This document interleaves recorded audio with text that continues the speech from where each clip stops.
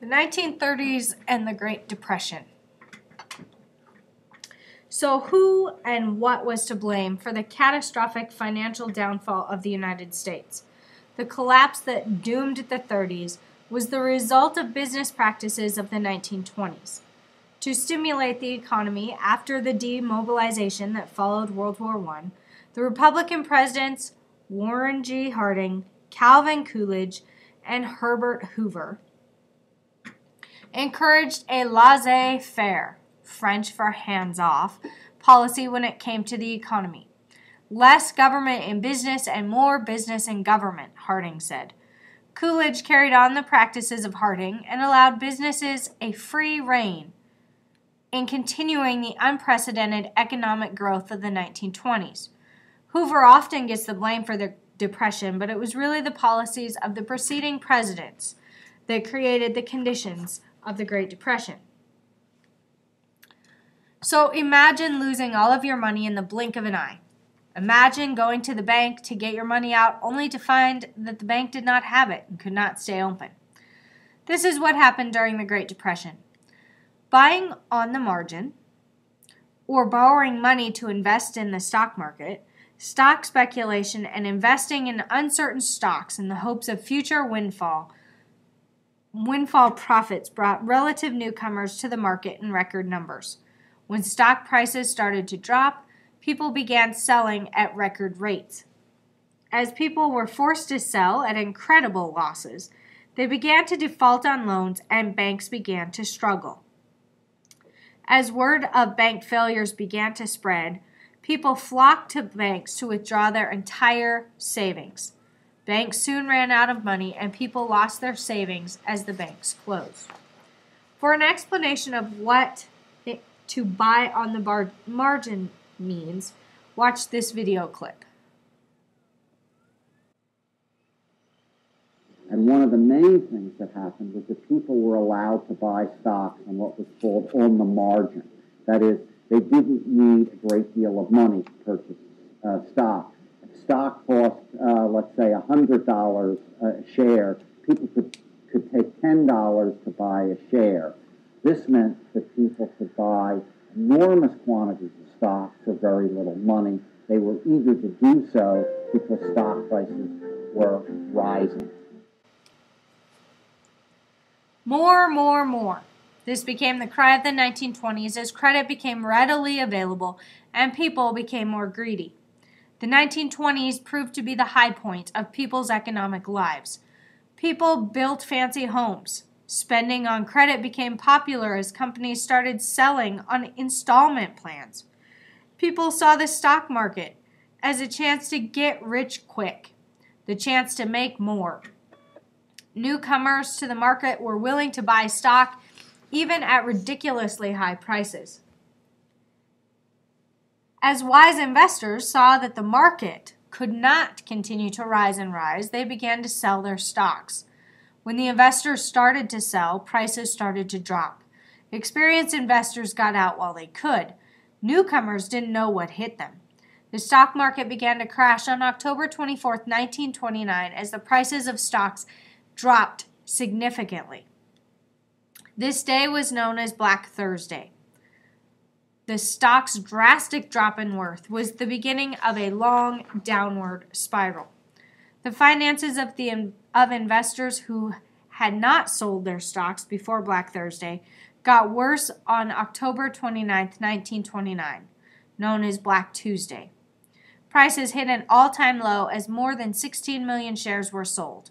By the end of 1929, stock losses exceeded the total cost of U.S. involvement in World War I. I repeat, by the end of 1929, stock losses exceeded the total cost of U.S. involvement in World War I.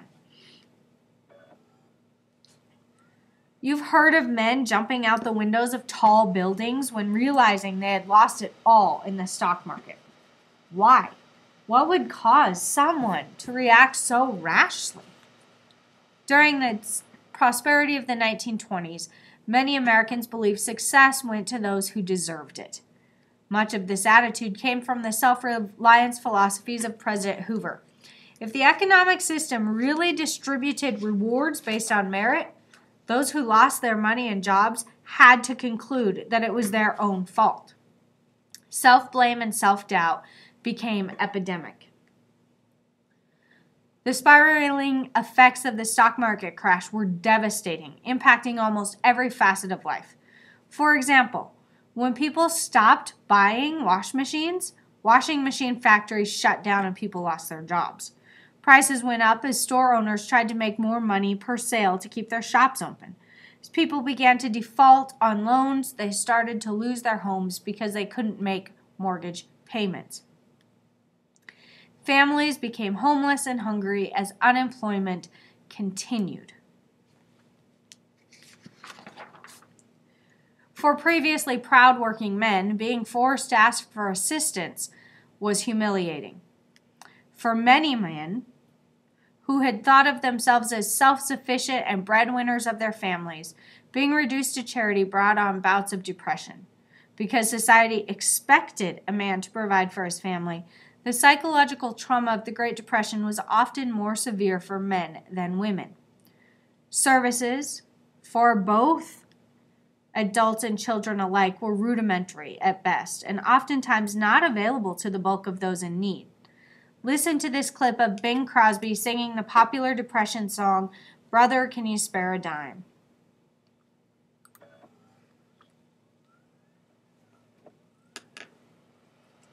Once I built a railroad, I made it run, made it race against time. Once I built a railroad, now it's done. Brother, can you spare a dime? Can you imagine despair so bad that people would resort to killing themselves rather than enduring it? Those hurt the most were more stunned than angry. The suicide rates increased from 14 to 17 per 100,000, with the highest rate in 1933.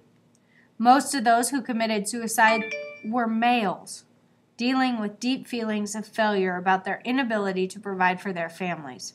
By 1938, males were twice as likely to commit suicide as females.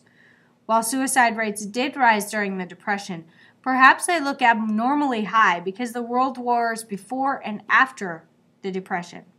Suicides are usually lower in times of war as young men, particularly, find a cause for which to devote their lives. Today we see the random homeless man or woman begging for food or searching through trash cans. But in the 1930s, dire straits forced much of the population to do the same. Some people searched garbage dumps for food or ate weeds. Malnutrition took on a toll. A study conducted in 8 American cities found that families with all members unemployed had 33 more illnesses than the families with at least one person working full-time. While starvation was not that prevalent an issue, malnutrition was. Those unemployed and homeless who could find food often found food that was poor in nutrition. Like taking a trip to Cancun or buying a Dodge Viper nowadays, medical care was a luxury most could not afford during the Great Depression. Children were hit especially hard. While adults had built up immunity to common illnesses, children are much more susceptible to them.